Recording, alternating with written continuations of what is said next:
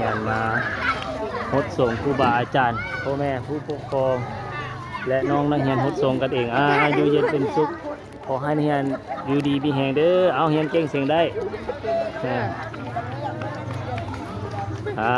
เรียนเก่งเสียงได้เป็นเจ้าเป็นนายอยู่ดีมีแหงลูกหลานทุกคนจ้าเอามันคนมือนักเรียนกะอวยพรให้ในครูกะอวยพรให้นักเรียนซึ่งกันและกันเนาะปีใหม่แล้วมาฮอดขอให้ทุกคน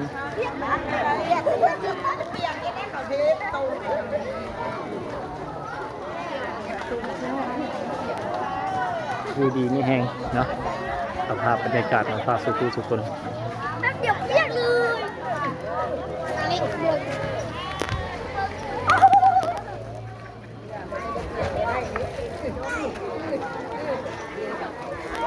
ภาพบรรยากาศน้องนักเรียนครูอาจารย์และผู้ปกครองนำพานักเรียน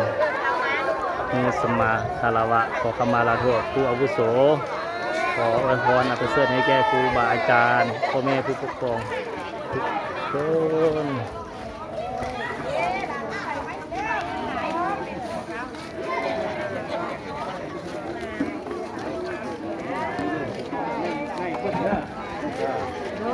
อ้าว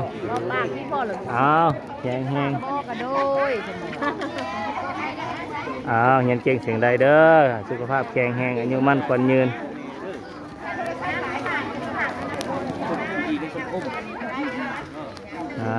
นักครูก็อวยพรให้จุงอยู่ดีมีแหงอายุมั่นขวัญยืนโอ้เปียกเบิ้ลเลยนี่คุณทองนี่เนาะ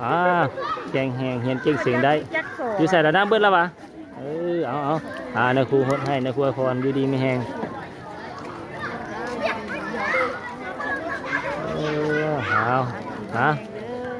นะครูก็อวยพรให้จงอยู่ดีมีแหงเด้ออายุมั่นขวัญยืนคนน่ะตกเปียกแล้วแข็งแหงเห็นเก่งเสียงได้เย็นบ่บัดนี้นะให้เฮียนอยู่ดีมีแหงเฮียนเก่งเสียงได้เด้อเป็นเจ้าเป็นนายเป็นคนที่ดีของเป็นศิษย์ดีของครูอาจารย์เด้อให้เป็นลูกที่ดีของพ่อของแม่เป็นพลเมืองดีของชาติของบ้านของเมืองเพิ่นเด้อเป็นคนคำฮู้มีมารยาทฮู้จักเคารพนับถือครูบาอาจารย์โอเคเด้อดีดีมีแหงอายุมั่นขวัญยืน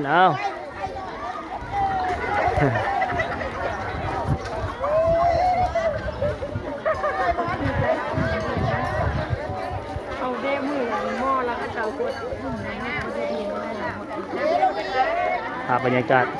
วิธีของเฮียนปฐมดูมาโซกเฮียนเก่งเสียงได้เป็นคนดีของพ่อแม่เป็นลูกศิษย์ที่ดีของครูอาจารย์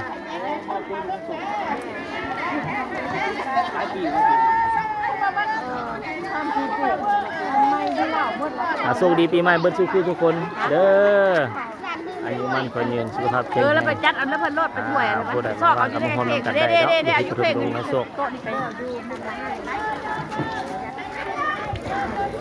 อันนี้ไม่ได้ครูใส่หัวไป